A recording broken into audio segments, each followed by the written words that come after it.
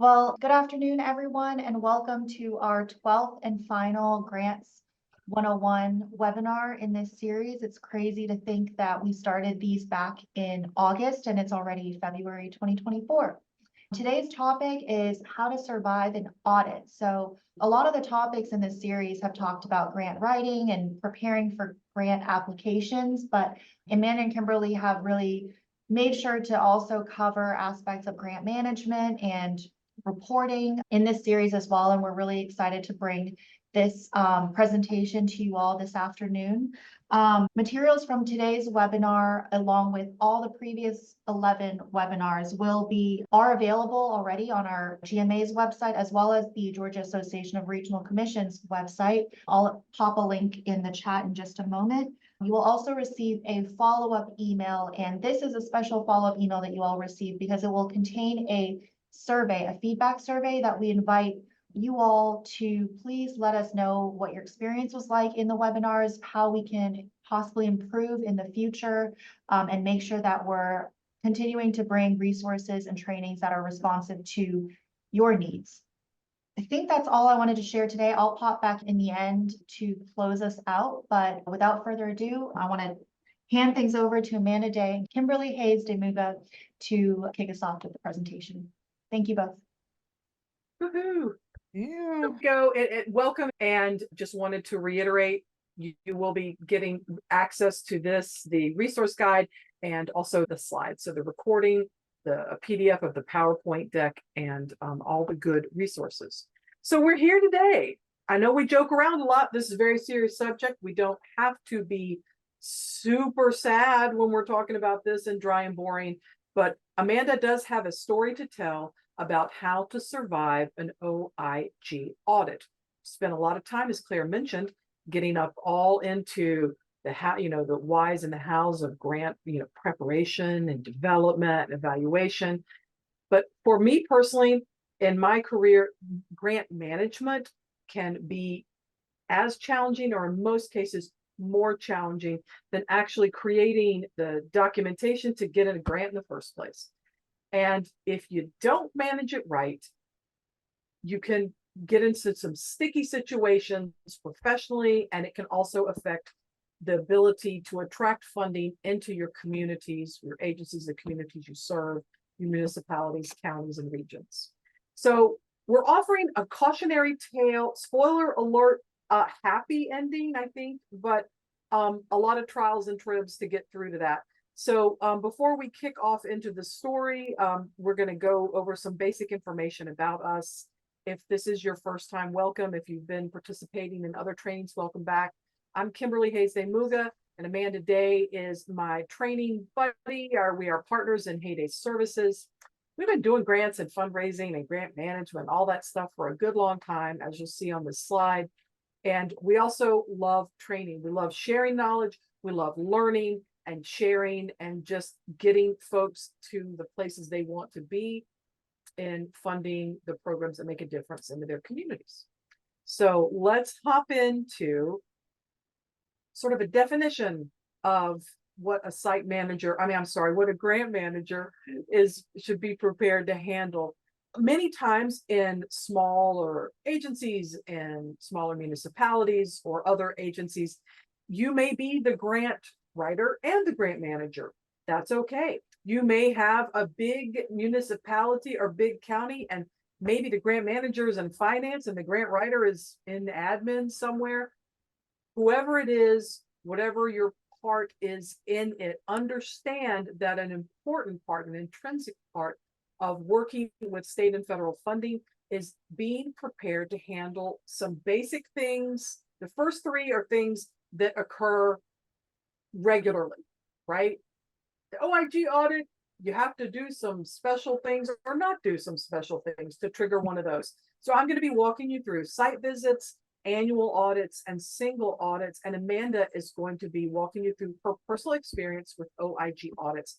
And I'm so delighted she's able to share that story. And I'm equally delighted that I don't have experience with OIG audits. It's not something that I want experience in, but I'm glad that she could do it and share it with us. So let's hop on in and talk a little bit about site visits.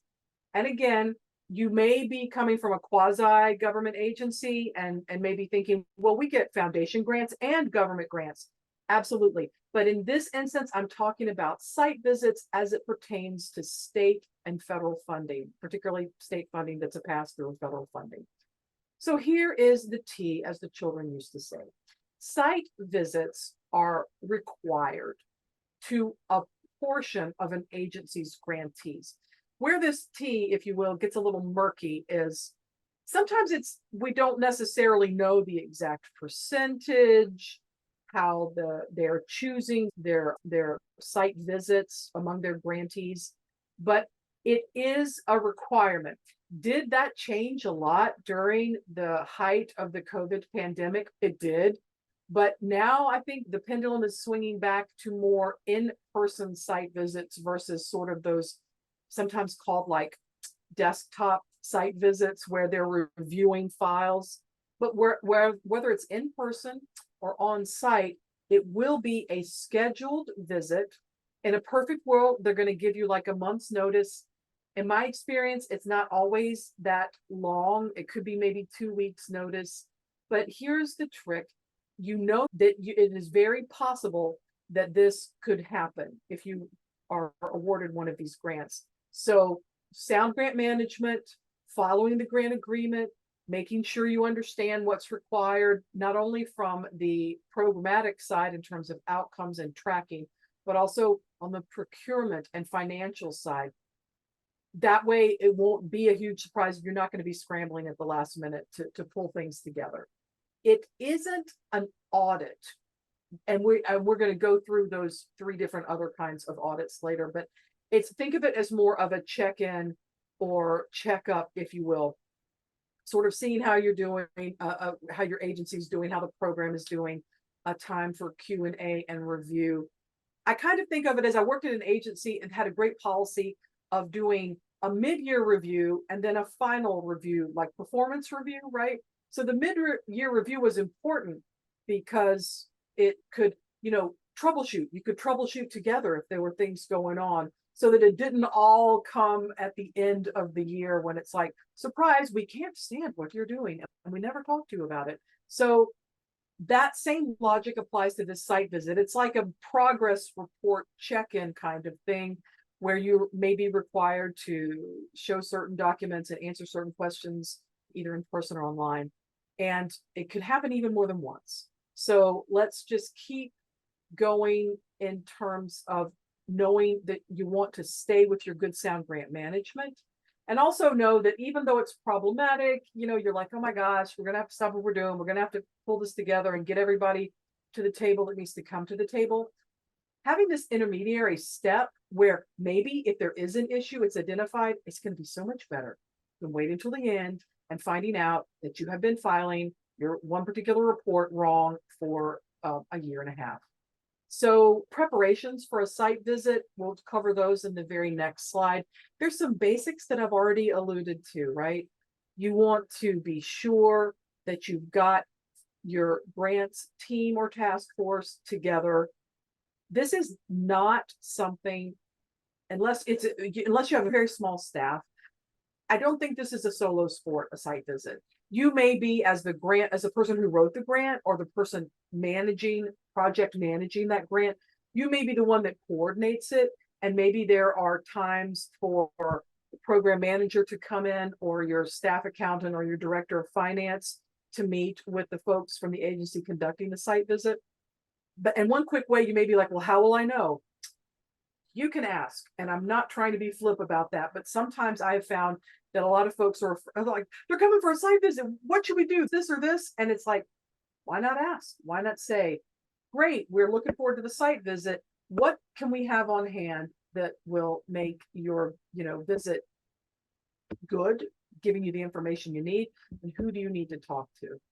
In my perfect world, the agency will specify this when they schedule the site visit, or maybe they have a lovely clause in the grant agreement that also talks about this. But if none of that is there, it's time to just ask, right? You want to make sure your files are up to date and that they're easily accessed. You know that they're going to have questions. So be prepared. This is just a procedure. This is just, no one's in trouble about anything. This is just a check-in.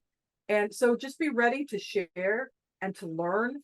And if they're saying this is not the way you need to be doing your reimbursement filings, then let's talk about the right way, and let's ask questions, and let's schedule follow-ups through email or phone if there's still some things that need to be fixed. Or on the other side, if the agency themselves maybe the agency has reversed its position on how to do some of these things, this is a great time to go through all that and go, okay, first it was this, but now we're doing this. Is this still the right way? Our reports, are we able to be efficient together by understanding what's changed? It's kind of rare for a federal agency to change in midstream, but many state agencies, depending on, what's happening, I've just seen this happen where it's like, we know we told you to code it this way, but we're doing it that way. And you have to go back and fix some things in the past. It's a great time in a site visit to maybe thumb through some of these things together and just make sure that everybody is on the same page. If they are requesting that things be redone or reconfigured or updated, or they're adding something else, I would make it a priority to send that in as soon as possible after the site visit. Because if you're anything like me, things are going to get going, you're going to forget, time is going to fly by, and then you'll realize that maybe a month after the visit, you still haven't done those things.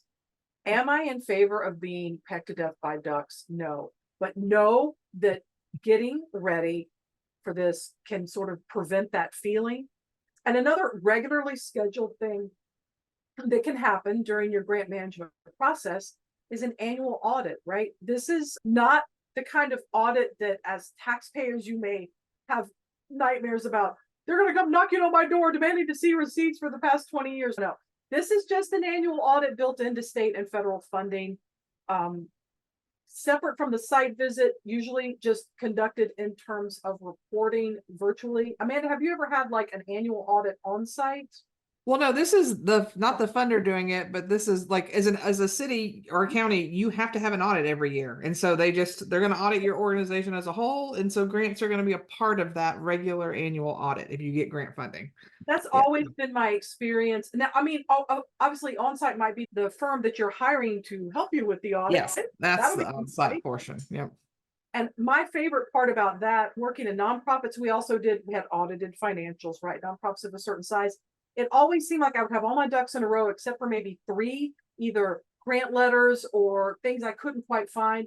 Invariably, those were the 3 things that they wanted to see. I don't know how it works. I don't know if it was telepathy, but it was more me. Or sometimes the funder themselves maybe didn't send the exact document that they were requesting. So anyway, it's just a normal annual process that, again, it's that same kind of check-in of, this all looks great, we're good to go. Or it could be, we see some issues in the way that you're managing these particular restricted funds. Let's kind of tighten this up, and so that your audit will be clean. And by clean audit, meaning that there were no significant findings, errors, or other things. And then in the unhappy event that there are things to fix, just like a site visit, fix them as soon as possible. If it's a longer term fix and it's going to take a while, having a plan, and as you'll see on the bottom of the slide, a corrective action plan in place to share with the funder is a great next step if the findings or the mistakes or issues that come up is more of a long-term thing. No one is perfect 100% of the time, but this is a good chance to sort of clean up and tie up some loose ends and get things together so that you do present your agency in the best possible light that it deserves. So, well, and I feel, I don't know if you've had the same experience, Kimberly, but I feel sometimes like auditors, they feel like they haven't done their job if they haven't found something wrong. And so don't, people have findings, whether they're material or immaterial. It's just, if the finding that year happens to be grant related, I've had it happen before. It's just, we quickly figure out, okay, how do we fix that problem so it never happens again? And then guess what? Next year it wasn't a finding because we did it the exact right way. So my thing was like, I'm not going to make the same mistake twice. So there you go. And I mean, obviously we all read the headlines. Amanda and I do podcast episodes about bad people doing bad things with grant money. But by and large, most of these mistakes are just that, they're mistakes or oversights. The things that Mhm. make the news are when people just use their powers for bad and start doing criminal things with money. But by and large, findings in a site visit or your annual audit are more like oversights, temporary glitches, or systems that just need to be updated and reviewed, Yeah, right? forgetting to document something. You may Yeah. have done it the right way, but you don't have proof. That Yeah, happens. like those pesky award letters. And again, I'm speaking from and the nonprofit world where you would get there's no big standardization in how grantors may codify their gift to you. So sometimes you're like, it was actually an email. I'll print it for you when it wasn't like an official letter. The third thing that I'm going to go through before we get into the surviving an OIG audit is something that many of you are probably already familiar with, but let's take a review and let's make sure that folks newer to this field understand what could happen. And it's a single audit, right? Different from the annual audit, different from the site visit. I still consider this a friendly audit as opposed to an OIG audit, right? So anytime your agency spends, not is awarded, but spends 70, using my words, $750,000 in federal funds in a single fiscal year, 750,000 or above in a single fiscal year, that can trigger a single audit. Again, it's not about how much money was awarded, it's how much you expended in a single fiscal year of federal funds. It's a single audit trigger that is, again, I consider it a friendly audit. It's that you're sort of at a certain level of spending where there are more checks and balances in place because of the amount of money. I'm curious if if you feel comfortable putting in the chat, how many of you have experienced single audits while in the past 3 to 5 years? How many folks have had to do a single audit? And again, it's because your agency, yeah, Amanda's been through a ton of them. It's your agency is spending that money, and it could be across multiple grants. It doesn't have to be a single grant. You could have 4 smaller grants and boom, there you go. The same agency that does your annual audit will handle this single audit. What generally happens is that there's more focus on documentation around your grants program in particular versus an annual audit, which is sort of your financial picture as a whole. And where it can get a little trickier is maybe if in the past there have been some issues around your agency's management of federal funding, you would get more documentation audited than if you were considered a low risk agency with very few or no problems popping up in your last several grant cycles that you have been managing with the federal or state funding. Amanda had a little reference down here. Usually if you're considered a high risk agency and you're undergoing a single audit, they would want to look at least 40% of all your federal expenditures. And I'm wrinkling my nose because it's like, that's a lot more work than 20%. Again, it doesn't mean, oh, you're in trouble. It just means if your agency, whether or not you were even there when it happened, has a history of maybe not hitting all the marks on those other two, the site visit and the annual audit, if there are questions, that can put you into a higher risk category. Other things that could put you into a high risk category is maybe failure to report in a timely manner, failure to expend current funding, which I know sounds like impossible until you've actually been in that situation where you're writing grants and getting money in. And for many internal reasons, the program's not going to plan. People aren't getting hired maybe as quickly as you thought. Invoices are not coded correctly. There are all sorts of things that could keep that money from being spent down the way that it was originally planned. But that and missing some reports and missing some key documentation, maybe, and also some significant findings in annual audit can put you in that higher risk category. Amanda, is there If anything? you're wondering, what I would say, if you're like, how do we know? If you're high risk, because the funder who's decided you're high risk, they will have documented the heck out of it. And like Kimberly said, if you've missed 1 or 2 reports, trust me, you will not be high risk. Like high risk, it's a funder you're working with has decided you have egregiously done a lot of things over and over again that they're like, you're not stealing from us, but you're just not real good at grant management. And we want all the other funders to know if you give this person some money, you're probably gonna have to do a lot of hand holding. So it's kind of like a warning to other funders that you're not the best at grant management. And you're not high risk forever. You can do a good job and then go back to being a low risk agency. It's if you have credit issues Yeah, and you same. got them back Exactly. under control again. I mean, it's that kind of thing. Absolutely.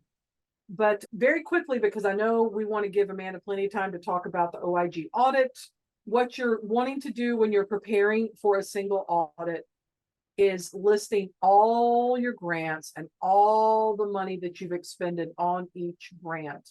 It's called a schedule of expenditures of federal awards. And it's a document that, help me out. Let's see. I'm trying to think of where to send them to get that document. Is it? Well, you create it yourself, and when I did it, I would just build, because your auditing team is always going to want to know, are you getting a single audit? And so I just would open an Excel spreadsheet, and you just had to list every federal, what the funder's name was, what the grant program was. They usually wanted that CFDA or that assistance number, so they knew which grant it was. And then I would just put how much money we spent, and if all of those added up to $750,000 or more, then that would trigger that single audit. And so that Excel document was my CFA. And if you're not sure, work with your accounting, your finance people, or even you can talk to your auditors that you hire. They can tell you what they need in that spreadsheet.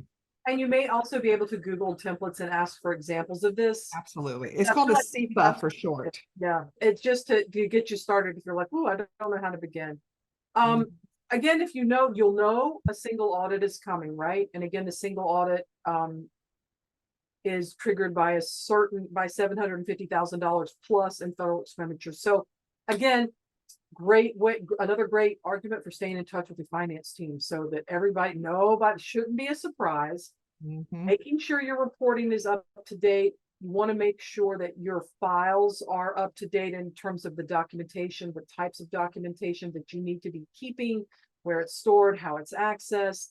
A single audit will be a bit of a time suck, whether it's online like a desktop audit or in person, and you will need to provide the auditors access to your files. And this will come up later, but I'm a big fan of having things ready and providing access to exactly and only what is requested. There you go. So now Amanda has her sad tale with a happy ending to tell. Take it away, Amanda. Well, and I will say too, if you've never experienced with the Office of the Inspector General, so that's the OIG, they can show up unannounced. They can show up because maybe they saw something in the news that gave them concern. Maybe your program officer at whatever department was like, hey, we've got some red flags going on here. I don't think this applicant's doing a good job. They can show up unannounced. It can be for whatever reason, right? So my story of OIG agency, when I was not working for them, I don't know how my screen went a few slides ahead. Here we go.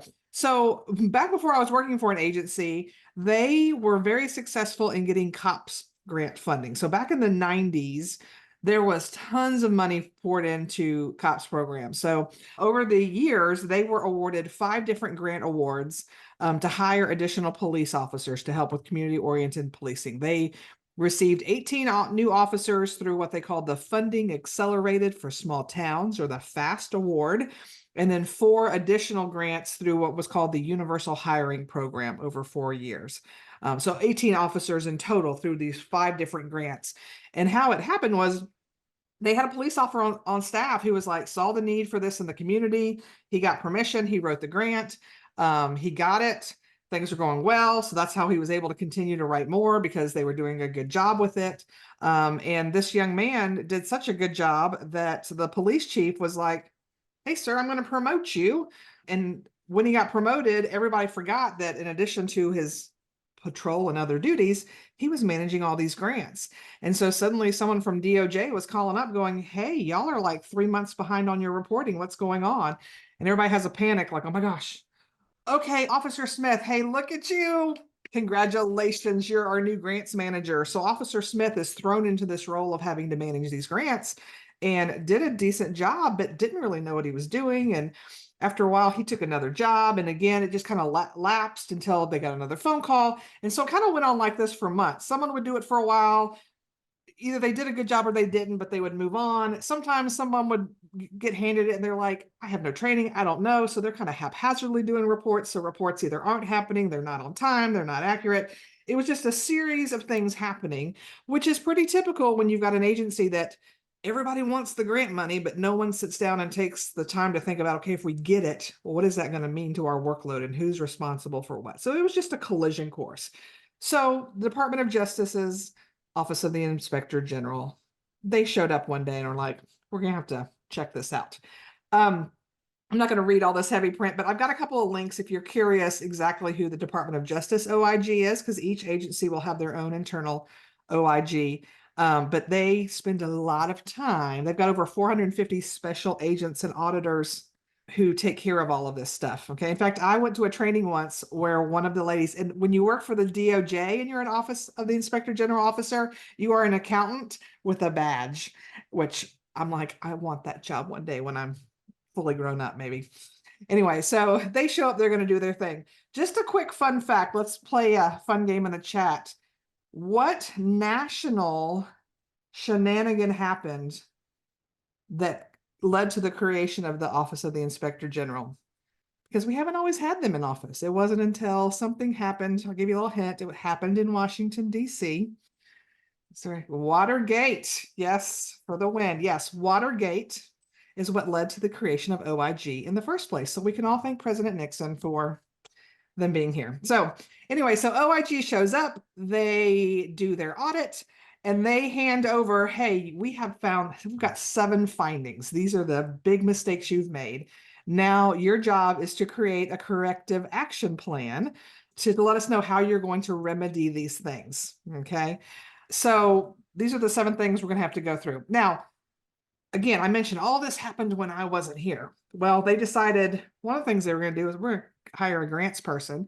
And so literally, this is my tale of my first day on the job. I learned about, hey, there was this OIG audit. Help. We're so glad you're here. And so finance literally came to my office my first day and dropped about 5 boxes of paperwork on my desk. At the top was the audit. So that's how I spent a lot of my first afternoon was reading this audit.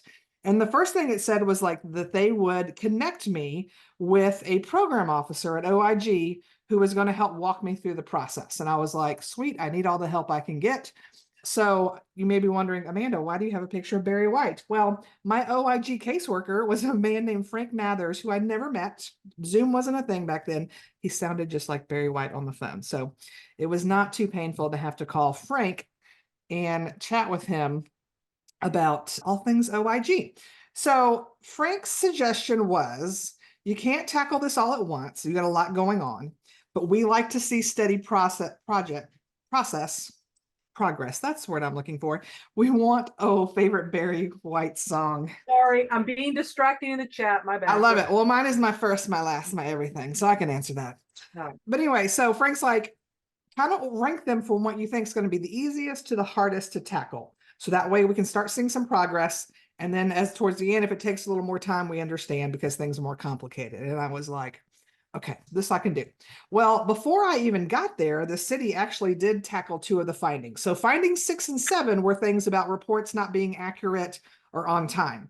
And so the city basically said, hey, if we hire a grant professional so that we have someone who oversees this, I don't know why my slides keep advancing when I'm not even touching things. So sorry for that distraction.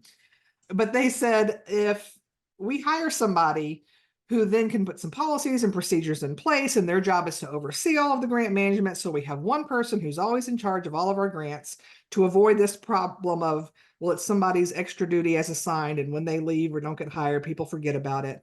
What do you think? And OIG said, we think that's a great idea. So before I got there, findings 6 and 7 were wiped clean by the virtue of my position being created. Okay, so great. We've tackled 2 of them. 2 of the findings had to do with de-obligating our funds. Okay. And so what that has to do is at the very beginning of a grant award, you may be awarded, hey, you get $1 million that over the next 5 years, you get to spend this money. Okay, so because we had several grant applications that we were awarded that we were in the middle of, we hadn't made it through all 5 of the years. And because we had not done a good job of grant management, they were basically saying, we're not going to keep paying you money because we're done. So whatever money is left that you are still potentially owed if you did the work, we want you to go, hey, we're done with it. And so that's just what we did. We decided, okay, we're done with this. And so all that had to do was a simple letter from the mayor that basically just said, hey, we're willing to de-obligate the grant funds for these particular grant programs.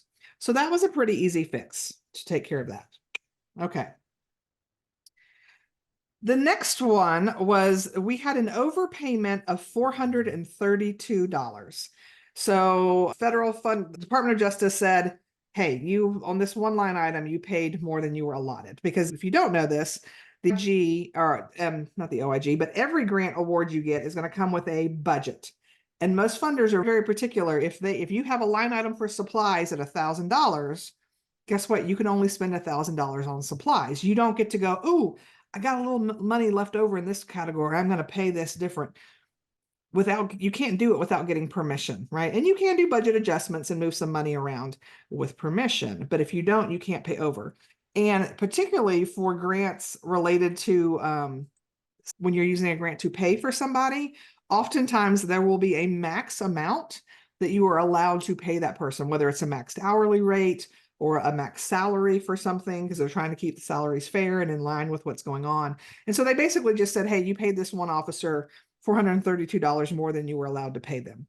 Now, even though I kind of joked about finance showing up and dropping all these boxes saying, hey, we're so glad we're here, you're here, have fun, they did assign an accountant to me to be able to work with me to go all this stuff, which is good because as a grant manager, I mean, I know enough about budgets, right? But I am not an accountant, and following the pennies and figuring all that stuff is certainly not anything I would even be able to do. So I met with the accountant. We talked about this one, and we both decided, because at this point, I'm trying to think how many years. There had been nearly 10 years that had passed since all of this was happening. So this is not just yesterday's stuff we're cleaning up. So we both decided, you know what? The amount of time it would take us to find what we needed, to be able to document everything, even if we didn't pay the person more than we should have, it probably cost the city more time for us to figure that out than it really would just to pay back $432. So that's what was our decision. So we talked to the finance director and he said, yep, I think that's a good call. And because it was only $432 following our procurement policy, we were able to just cut a check and pay that off. So now finding number 1, that's cleared up. Okay. And you've already cleared off finding 6 and 7 too. Yes, and the 2 de-obligations. So I'm basically now down to 2 findings. But as you remember, I tackled the easy things first. So now comes the hard part. Okay. So finding number 4, they said that we had supplanted. Okay. We didn't think that we did. And if you're wondering, like, what is supplanting? I've not heard that before. Supplanting is a term you're only going to hear in federal awards. This is not a thing when it comes to foundation or corporate awards. And also state funding, right? Sorry, I just want to make sure I understand. Unless they happen to add that language. It can be, but it's not necessarily a hard and fast rule with state funding. So supplanting is basically the act of taking the place of another, is a simple definition. And all the federal funders are saying is, if you have money to pay for something because it's already in your budget or because you've been paying for it forever, you are not allowed to use federal funds to pay for it. Okay. So to give you an example, in the place of this COPS grant, and I'm going to make up easy numbers, and I don't even remember exactly what it was. But let's say when we first wrote this grant, we had 50 officers on staff. My son just walked in, who's in college, and freaked me out. So I thought I was home alone. Give me a Hi, I'm training till 2. Okay. Sorry. There's the man standing at my door. I was like 911. Give me a second. My heart's beating really wildly. Whew. Okay. So anyway, let's say we had 50 officers on our staff. Like our police department has had 50 officers for the past couple of years. Okay. So now that we use these grants to hire 18 officers, that means we should now have 50 plus 18, 68. Okay. Supplanting would mean I'd go, ooh, great. Now that the feds are paying for 18 officers, I only need to pay for, now I could do the math the other way, 32 officers, because that gets me back to the 50. And then the money I was normally spending on 18 officers, we could give the police chief a raise. We could buy some police cars and some equipment. Maybe the fire department needs some new stuff. Maybe we need to do something here. That is supplanting. Okay. So basically, OIG was saying, you did not hire additional officers. You were using the money we gave you to pay for your own officers. You were supplanting. And I thought, man, I wonder what made them think that, because I was like, I'm trying to figure that out. So what I ended up doing was I created a spreadsheet, and with the help of HR, went through over the course of like the 3 or 4 years we had these grants. I just had an Excel spreadsheet that showed budgeted positions, filled budgeted positions, grant budgeted positions, filled grant budgeted positions, right? And what was happening was most of our the grant funded positions, we kept those filled all the time because the grant was paying for them, right? So we had these officers over here.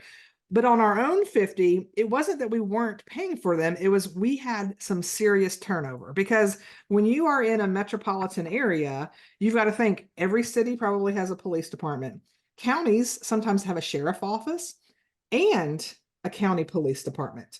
A lot of the large universities have their own university police officers. Some of the larger school systems would have their own police department. So jobs galore if you're a police officer in this area. And so what was happening is people would get hired. They'd stick around for the mandatory year or two they had to after they got their training and became a police officer. And then if another job opened up that maybe was closer to home, or maybe the pay was better, or maybe it was a different position or a different shift, they're moving around like hotcakes. So if you looked at our sheet of the 50 officers, we'd have 50, 50, 50, 49, 48, 47, 47, 50, 42, 42, 43. So it's like we would hire and then new people would leave, and we'd hire more people. And so it wasn't that we were intentionally going, we're not paying for our officers. We just had a turnover problem. And I thought, woohoo, problem solved. So I called my buddy Frank. I'm like, Frank, solve the supplanting issue. It's turnover. Here's my spreadsheet.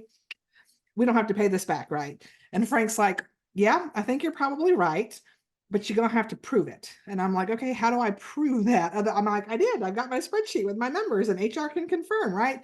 He's like, I need to know, or OIG is going to need to know that staffing was an issue, that turnover was an issue, that you were constantly hiring, advertising for hiring, that you were doing job fairs.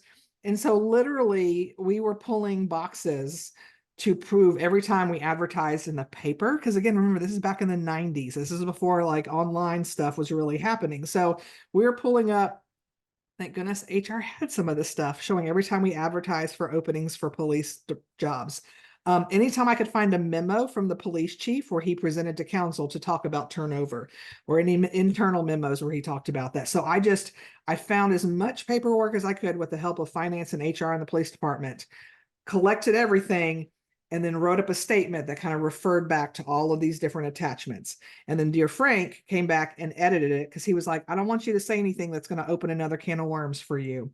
So anytime I said something that may have caused more problems, he's like, let's just not say that. I'm like, okay. So he really did help keep me out of trouble. And so we finally turned all of that stuff in, and OIG came back and said, you're right. You didn't supplant. You don't owe that money back. Because I want to, if I remember on that slide, that was like $118,000 they were asking us to pay back, I believe. Okay. So the last one was excessive salaries. So remember, we had to pay that $432 back. That was for an excessive salary on that one FAST grant we had. On our 4 UHP grants, they said we paid a lot of officers too much. And so they were asking us to pay. And if I remember, I think it was around $40,000 we were having to pay back here. So this is where the accountant and I came in. She, God bless her, sit and did by month spreadsheets of all the different officers showing what we paid them, what percentage was the grant, what percentage was our match, what was the max we were allowed per officer. And basically we found, guess what? We did what they said we did. We overpaid officers more than we were allowed to with federal funds. So that meant we were going to have to pay it back. So the accountant and I go talk to the finance director. show him all of our stuff. And he's like, yep, you're right. We're gonna have to pay it back. And he's like, but I can't make this call. That's a lot of money. So we go and present to the city manager. Hey, this is it. This is our last thing. We've got to close this final thing out, but this is what's going on. And he's like, yeah, you're right. We're going to have to pay it back. But he's like, at this dollar amount, according to procurement policy, this has to be presented to council. And everybody looks at me. They're like, Amanda, you're the grants administrator. Get that report ready. You can go let them know. So I was like, right. I get to go tell them, hey, grants made a big mistake. I was quick to remind them, this is before my time. I won't ever let this happen to you if I can control it again, right? So that's what we did. We sucked it up. We paid it back. Now, whether you believe in divine intervention, luck, clean living, karma, I don't know. It was in May, our fiscal year ended June 30th. We had enough money in our police overtime budget to go ahead and pay it back, like cut a check and be done with it, which is unusual. We never had money left over in our police overtime budget, but that particular year we did. We got, again, divine intervention. I don't know. So we were able to do that. I do believe OIG would work with you. They're not going to be like, yeah, $40,000, cut the check today, because not everybody can do that. And we wouldn't have normally been able to do it. So you can come back and say, yep, we did the thing. We want to pay you back. You can get on a payment system and OIG will work with you to get that out. So don't be like, what are we going to do if we have to pay back $100,000? There's processes and stuff in place. They don't want to bankrupt your city. So they will work with you on those sorts of things. So that was it. That was my process of surviving an OIG audit and getting everything cleaned up. Now, during the whole time, because we were constantly in communication with my buddy Frank and OIG, we were still able to write grants, get grant awards. We were never labeled high risk. We were not suspended or debarred. And the reason all of that, so is not just because you get an OIG audit with bad findings does not immediately equal all of those things, right? If you can put corrective action in place, you can fix them, come to agreement with OIG on what needs to be done, then as far as they're concerned, you're a clean slate and it's water under the bridge, right? But again, the big difference too is it was just mishandled. Nobody was stealing from anything. Nobody was buying things that we shouldn't have been buying. It was just a mismanagement of grant funding, which happens a lot if you do not prepare. Nobody intentionally did it, but can you imagine if you've signed up to be a patrol officer and suddenly the chief's like, hey, you're in charge of this $1 million grant, turn in the reports? That would be a lot. So I'm happy to say successful grant management throughout the rest of my time there. I've never dealt with OIG again. Kind of hope I never do, but I did live to tell the tale. So let's wrap today with talking about some of my lessons learned through this process. The first one is just to never have to deal with OIG is the best way to go about it. So grant management needs to be a focus. If you've got a priority of what works, of what you need to be done, a lot of people think, oh, I need to keep writing grants. To me, grant application writing comes underneath grant management. I want to keep the grants I have and treat them well before I even think about getting that next one. So avoid OIG is really the best way to handle that. Yeah. Amanda, I think if you're either new to this agency or position, and you do realize you've walked into a mess, yep, that would be my number one priority as well. As from the nonprofit side, I had that same experience where I walked into a development director job and it was, hey, we've overcommitted these, or we've raised too many grants for this one project, but then they were used in a different project, or it's, how are you going to resolve it? And it's like, wow, okay. I learned a lot about interviewing and what to ask about and what to do, but it was also really important to go, okay, we solve this first, because we can't go back to those same funders if that money was either misspent or not spent. So cleanup is the number one priority if you walk into a situation. Well, and I think there's something to be said for too. I think we've all, anytime you're in a new job, I'm new here, hey, some things happened before I got here. I'm trying to fix it. I'm trying to clean it up. I don't ever want it to happen again. People are usually very willing to be like, okay, well, let's do that. So, true story. I think you can play the new card for up to a year at least, right? Yeah, why not? A whole cycle of things, right? Lesson number 2 was document, right? Because a lot of the things that they claimed were not accurate, right? So once we were able to provide the paperwork and show, no, actually we did things the right way because we had the document to go behind it. But, and again, I really feel like I got lucky finding some of the things that I found. That's not always the case. And so your best bet is to not ever have to go find something 10 years later. Just as you go, make sure you're keeping copies of everything. Even if you're like, I don't know that I'm going to need this, it doesn't hurt to hang on to it. Now, when it's time for retention and time to get rid of it, then get rid of it all. Yes. But until that point, hang on to it all. My third thing was, OIG to me, it was like saying the IRS. Like, you just don't think of the IRS as a helpful organization, even though there are people there that really are. Okay. And same with OIG. And so trust your liaison, let them help get you through that process, because I couldn't have gotten through it without my buddy Frank. So lesson 4 to me, finance staff really are worth their weight in gold. And I know when you're managing things, programs and things, it can sometimes feel very annoying when you're like, I just want to do my program. I just want to buy the stuff I need. I just want to do the thing. And then finance are making me jump through all these hoops. I've got to get 3 quotes and I've got to do this and I've got to do that. But that's their job. And when you follow your procurement policies, when you turn in all the paperwork you're supposed to, you've got that paper trail and you're documenting that you're doing things the way you're supposed to, which can be a lifesaver when it comes to grant management. Because what looks fishy to a funder is when you don't follow a process, because they're going to go like, wait, that's not your process. Why'd you do it differently this time? Versus, oh, that's how they always do it. Okay, things must be going well. So having the help of finance, especially if that's not your area of expertise, is just tremendous to me. So everywhere I work, I want to make best friends with my finance people because they know things I don't and can really help out. Number 4, grant management, just like grant writing, is not a solo sport. It really does take a team of people to make sure everything happens the way it's supposed to. So, when it comes to grant management, you should not be alone, the only one doing reporting and all of this. Finance should be helping. Your project people should be helping. If you need the help of your city manager, county manager, they need to be stepping in and helping with different things, because again, nothing worse. I mean, it's sad when you get a grant application denied. I hate that feeling.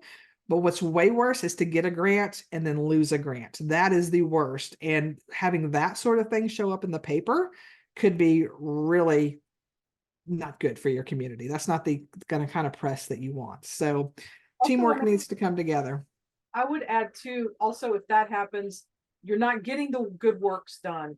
You're not getting that community service done. And then also you may have to lay off people because, getting ahead of all of that, I think.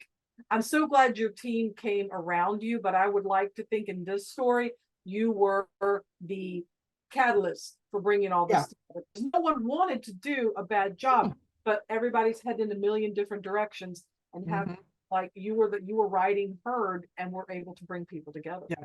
Well, and to be fair, that was my job was grants administrator. That was part of like that is my main focus. And that can be the downside when grant management or grant writing is just willy-nilly assigned to people. I get we may not have the salary to hire a full-time or even a part-time person to focus on that, but grants really do take a lot of time and attention, especially federal grants, to make sure you do them right. And so if you don't have someone that can give the focus it needs and someone to be that point person for your team, that's when the wheels start falling off the rails.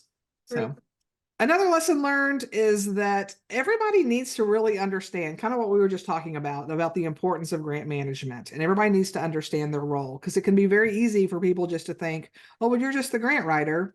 All you do is write grants for us. Well, no, I write them. But if you're also the manager, I'm keeping up with all of these things, and everybody needs to know what a big and heavy lift that is, because it's a lot of work, I'll tell you. And then last lesson I want to share is that this isn't like, hey, yay, me, Amanda, survived this. This is one of those things where this happened a long time ago to me. I didn't tell this story in public until about 5 years ago, because I was so embarrassed and so mortified that I worked for an agency that had messed up that bad, that I was just like, oh, if I tell anybody, they're just be like, why are you working there? And how dare you? But over the years, I've come to realize that nobody's perfect. Every community is going to have some story of where you've lost a grant, or you didn't spend money correctly, or the OIG showed up with findings, you had to pay money back. because we're all human and grants are complicated. And the only way the next generation is going to be better at it is if those of us who've made mistakes are willing to go, hey, this happened to me. Here was the process. Here's how we got into this mess to begin with. Here's how we fixed it. I love to learn from the mistakes of others. And so, not that I want other people to make mistakes, but I appreciate the experience of that. So I don't have to go through the same experience myself. So this is just me saying, this is why I'm sharing this story with you. If you've got similar stories, don't be afraid to share them with other people, because this is how we're just all going to get better. Absolutely. And Amanda talks about this, and we talk about many other things related to audits and other portions of grant management, all on Fundraising Heyday. It's our podcast. Here's some examples of episodes, and at the bottom of the slide are places where you can find them. And as we wrap up, I wanted to remind you that the resource guide is going to be a part, as stated at the top of the hour. You're going to get access to the slide deck. You're going to get access to the resource guide and the recordings. And as always, we want to invite you, if you have any final questions, things that came up during the presentation or other grant related questions, now is your time. This is our final in this series with you, and we've loved it. We hope that you have gotten some good things to take back to your agencies, your municipalities, your counties, wherever you may be, your commissions, to help folks get the money, keep the money, and do good things with that money to transform your communities. It's just been a real pleasure. And we want to thank Claire and everyone at GMA and our partner sponsors for all of their wonderful help and support. And we're just delighted and honored to do this for you and with you.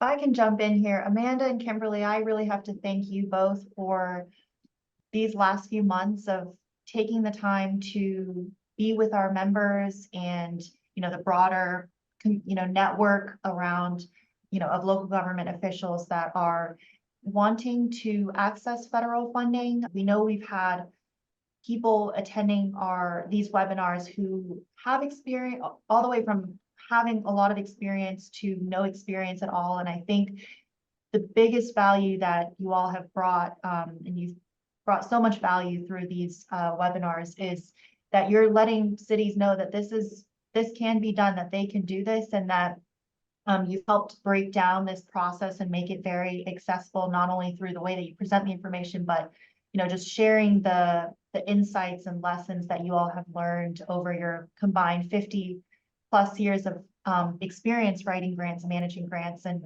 I, for one, have learned so much, and I'm thankful to you both for bringing your expertise to our members. And of course, thank yous to everyone who has attended.